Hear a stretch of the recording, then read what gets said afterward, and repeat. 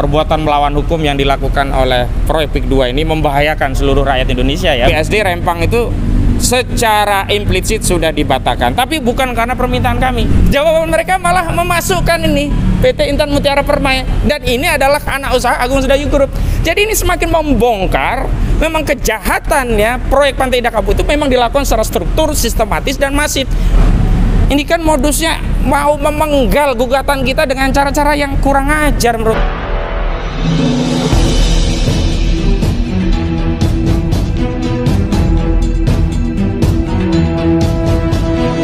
Saya Yani Muhammad, driver online Depok.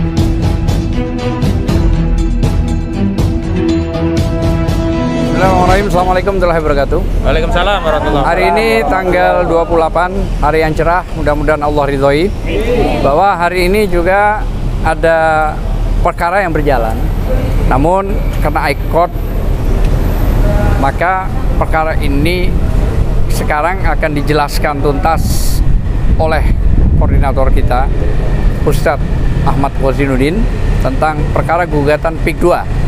Yang tentu kan sudah tahu siapa saja yang digugat, yaitu Aguan, Antoni Salim, dan banyak, Abdesi dan segala macam. Mungkin waktu dan tempat kami persilakan. Baik. Di replik ini. Bismillahirrahmanirrahim. Assalamualaikum warahmatullahi wabarakatuh. Ya, perlu kami sampaikan update dari persidangan kasus proyek PIK 2, di mana sebelumnya kami menggugat sejumlah pihak yang tadi sudah disebutkan, Aguan, Antoni Salim, dan yang lainnya. Ada 8 tergugat dan 1 turut tergugat. Dan hari ini agenda sidangnya adalah replik dari penggugat.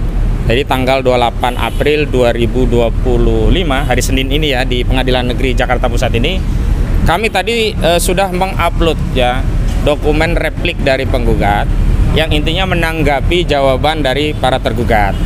Nah, meskipun kami sudah mengupload, tapi karena ini adalah kasus publik, kasus yang kepentingannya untuk seluruh rakyat Indonesia, karena perbuatan melawan hukum yang dilakukan oleh proyek PIK 2 ini membahayakan seluruh rakyat Indonesia ya, bukan hanya warga yang ada di Tangerang, maka kami berkepentingan juga sekaligus berkewajiban untuk menyampaikan perkembangan sidang ini kepada seluruh rakyat Indonesia. Pertama, selain telah mengupload dokumen replik dari penggugat, kami juga ingin sampaikan apa saja yang kami tanggapi dari jawaban para tergugat. Jadi secara umum jawaban mereka terdiri dari 2 kerangka ya. Yang pertama dalam eksepsinya, yang kedua baru di pokok perkara. Nah, di dalam eksepsinya setidaknya ada beberapa ya sanggahan dari mereka terhadap gugatan yang kami ajukan. Yang pertama, mereka menganggap gugatan ini bukan kewenangan Pengadilan Negeri Jakarta Pusat. Jadi dianggap bukan ranah peradilan umum, tapi ranah peradilan tata usaha negara. Apa dalih yang mereka sampaikan? Karena mereka berdalih di dalam poin-poin gugatan kita, di dalamnya ada besikhingnya atau keputusan tata usaha negara yang berkaitan dengan penetapan Pantai Indah Kapuk 2 sebagai proyek strategis nasional oleh Jokowi, dan daftarnya itu kan dimasukkan daftar proyek strategis nasional di era Jokowi itu oleh Erlangga Hartarto. Nah, kami sudah tanggapi bahwa benar ya yang kami persoalkan itu adalah diantaranya status PSN, tapi kami tidak memasukkan materi muatan ya tentang persoalan besikhingnya atau meminta agar katun atau keputusan tata usaha negara terkait PSN PIK 2 itu dicabut, tidak. Walaupun terakhir kan pemerintah sudah mencabut statusnya dengan tidak memasukkan PSN PIK 2 ke dalam Perpres nomor 12 tahun 2025 tentang RPJMN, di mana ada kira-kira 77 ya PSN yang lama dengan 22 ya yang baru, yang carry over itu tidak ada PSN PIK 2, termasuk tidak ada Rempang, termasuk juga tidak ada BSN PIK 2. Artinya PIK 2 BSD Rempang itu secara implisit sudah dibatalkan, tapi bukan karena permintaan kami. Karena di gugatan kami tidak ada satupun petitum yang meminta pembatalan keputusan status PSN tadi. Artinya apa? Kami tidak menggugat yang kewenangannya domainnya ada di ranah PT UN. Yang kami gugat adalah apa sih perbuatan melawan hukum Jokowi dan Erlangga terkait proyek Pantai Indah Kapuk 2 ini. Mereka melakukan pembiaran terhadap pelaksanaan PSN yang semestinya hanya di 1.755 hektar. Ini namanya PSN botanical tropical coastland ya. Itu harganya 1.755, tapi oleh Agung Sedayu dinarasikan ya ke 9 kecamatan, bahkan sampai kecamatan Tanara ya, Kabupaten Tangerang sampai Kabupaten Serang. Nah, pembiaran ya, pelanggaran terhadap penerapan PSN ini yang harusnya hanya di 1.755, tapi dinarasikan PSN ini untuk membebaskan lahan sampai ke Serang sana, itu merupakan perbuatan melawan hukum. Jadi perbuatan melawan hukum bisa aktif, bisa juga pasif. Jadi ketika ada suatu kejahatan, dia diam, itu pelanggaran perbuatan melawan hukum. Ketika negara ya membiarkan PSN yang sebenarnya di 1.755, padahal praktiknya digunakan untuk membebaskan ya embel-embel status PSN itu di 9 kecamatan dan 1 kecamatan di Kabupaten Serang, ini berarti masuk kategori perbuatan melawan hukum. Sehingga ya ini memang kewenangan pengadilan. Kalau pengadilan menyatakan tidak berwenang, lah kemana menggugat perbuatan melawan hukum kalau tidak di Pengadilan Negeri Jakarta Pusat. Nah, kedua, jadi peradilannya Peradilan Umum Jakarta, Pengadilan Negeri. Kompensasi relatifnya, kenapa kami gugat di Pengadilan Negeri Jakarta Pusat? Memang di HR diatur kalau ada beberapa, HR itu hukum acara perdatanya ya. Kalau ada beberapa tergugat, kewenangan mengadilinya ada beberapa lembaga peradilan secara relatif, maka penggugat ya dipersilahkan memilih salah satu ya domisili tergugat, yaitu di kewenangan mana. Makanya kenapa kita gugat di Pengadilan Negeri Jakarta Pusat, walaupun aguan ya ada di Pluit ya, walaupun ya proyeknya ini ada di Tangerang begitu, karena ada salah satu tergugat yakni Antoni Salim, itu domisilinya di pengadilan di wilayah Jakarta Pusat. Jadi itu ya, ini tanggapan kami untuk eksepsi kewenangan mengadili baik secara mutlak maupun secara relatif ya. Kedua, mereka melakukan eksepsi dan ini fatal menurut saya. Walaupun urutannya tidak nomor 2 ya, saya majukan karena menurut saya fatal. Kalau saya yang memberi kuasa kepada pengacara Agung Sedayu, saya marah ini sama pengacaranya. Karena ini sama saja membongkar borok, membongkar aib ya. Kenapa? Membongkar aibnya begini. Mereka mengeksepsi kita katanya kurang pihak. Jadi 8 pihak dan 1 turut tergugat itu menurut mereka kurang pihak karena ada 1 pihak yang harusnya mereka gugat juga, yang harusnya kita gugat ya. Ini menurut mereka, saya gak hafal tadi makanya saya lihat dulu PT-nya apa begitu. Ya, PT Intan Mutiara Permai. Jadi mereka sebutkan bahwa ada keterlibatan PT Intan Mutiara Permai. Lah kenapa kami ya nggak tarik PT Intan Mutiara Permai? Karena anggap dia tidak terlibat dalam melakukan perbuatan melawan hukum.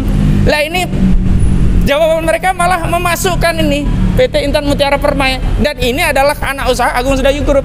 Jadi ini semakin membongkar memang kejahatan ya. Proyek Pantai Indah Kapuk itu memang dilakukan secara struktur, sistematis dan masif. Dia punya banyak ya anak usaha yang mengelola proyek ini bareng-bareng. Ada bagian membebaskan, ada bagian minta status PSN, ada bagian ini, bagian itu. Jadi ini kita baru tahu ternyata ada peran PT ini. Jadi kejahatan itu sempurna lah. Jadi sempurna. Jadi justru mereka membuka aib, mengasih tahu kita, oh yang terlibat banyak, dan itu masih afiliasinya kepada perusahaannya Aguan gitu. Itu ya yang kedua, tanggapan terkait eksepsi. Yang ketiga, ada tanggapan eksepsi bahwa pejabat-pejabat ini kita gugat dalam kapasitas sebagai pejabat tata usaha negara. Misalkan Jokowi, misalkan ada Airlangga Hartarto, misalkan ada Mas Kota. Nah, kita udah tegaskan sebenarnya ini, capek kita, tapi ya namanya orang bikin jawaban ya, yang penting eksepsi di ngomong gitu aja lah. Ya kita udah kasih tahu, kita gugat Airlangga itu kapasitas pribadi, bukan sebagai Menteri Ekonomi. Makanya pernah datang ya kan, masih ingat kan kita? Dari Departemen Kementerian Ekonomi, bukan Ekonomi, datang kita tolak lah, wong yang bahkan yang nolak bukan kita loh, hakim yang menolak. Karena jelas yang digugat itu adalah pribadinya, bukan jabatannya. Ya. Yang kedua, Joko Widodo, dia memang pernah menjadi presiden, ya. Yang digugat juga bukan pribadinya, tetapi yang digugat bukan jabatan presiden, tapi pribadinya. Makanya kami tidak menggugat ke PT UN. Kalau kami gugat PT UN, yang kami persoalkan adalah keputusan tentang penetapan status PSN-nya. Itu nggak pernah kami persoalkan. Penerapannya yang secara aktual dilakukan secara melakukan pelanggaran hukum. Itu yang menjadi materi muatan. Termasuk Mas Kota. Kita tahu dia kepala desa Belimbing, Kecamatan Kosambi, ya Kabupaten Tangerang. Tapi kita gugat Mas Kota kapasitas pribadi. bukan sebagai kepala desa, bahkan bukan sebagai anggota APDESI, Asosiasi Pemerintahan Desa Seluruh Indonesia. Nah, kemudian mereka menganggap kita gugatannya obskur, nggak jelas gitu. Ya kalau nggak jelas memang orang susah kita mintai tanggung jawab. Ya semua ngomong akan nggak jelas. Ya, namanya orang ngelawan dan seterusnya. Mereka juga menganggap bahwa gugatan kita ini kabur gitu tadi ya, obskur tadi ya. Jadi intinya kita sudah tanggapi semua dan kita tegaskan kepada pengadilan bahwa satu, pengadilan memang berwenang karena ini kompetensi pengadilan negeri secara absolut dan kompetensi pengadilan negeri Jakarta Pusat secara relatif ya kan.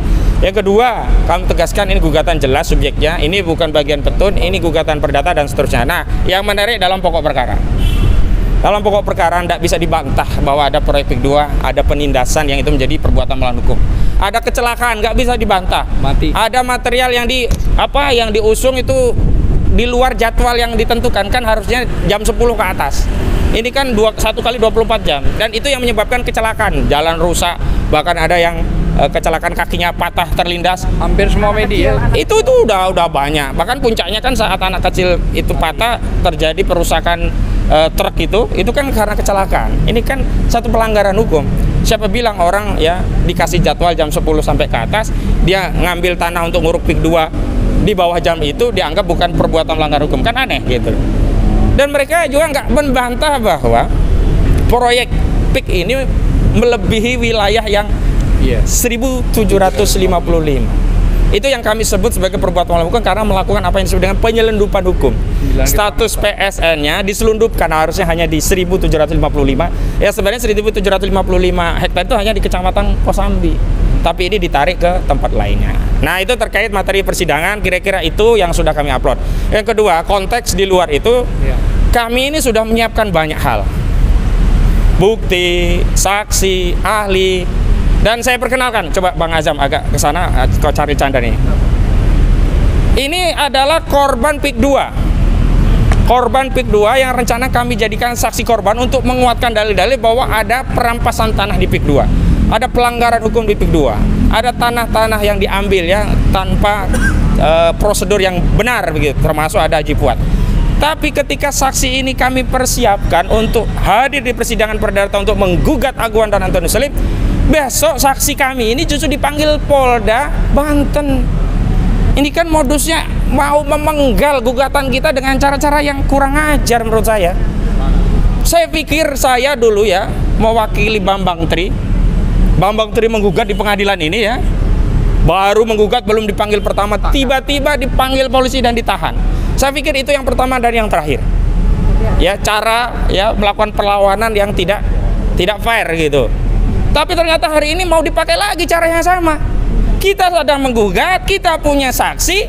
Saksi kita besok dipanggil Polda Banten atas kasus yang lama sekali yang sebenarnya status daripada tersangkanya sudah gugur tapi dihidupkan kembali oleh Agung Sedayu Group melalui kuasa hukumnya Mu'anas Alaidit.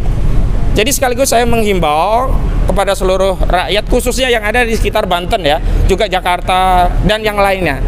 Jadi besok kita akan kawal ya saudara Charlie Chandra ini untuk ya melakukan pemeriksaan di Polda Banten dan langsung statusnya sudah tersangka. Kita harus kawal, kita harus lawan kezaliman ini karena di balik status ini tidak lepas dari oligarki jahat di baliknya yang mereka tidak mau fair ya menghadapi gugatan kita di pengadilan ini, tapi dia pakai cara-cara kotor. Saksi kita justru dikriminalisasi, dipanggil ya. Dan kita doakan mudah-mudahan besok nggak ditahan. Kalau sampai ditahan kita juga bingung karena ini salah satu saksi dan sangat kunci walaupun kita punya saksi-saksi yang lain gitu.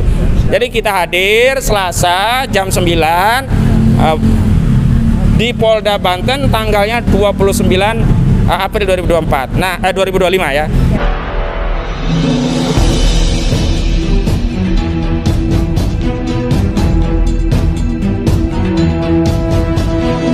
Saya Yani Muhammad, driver online Depok.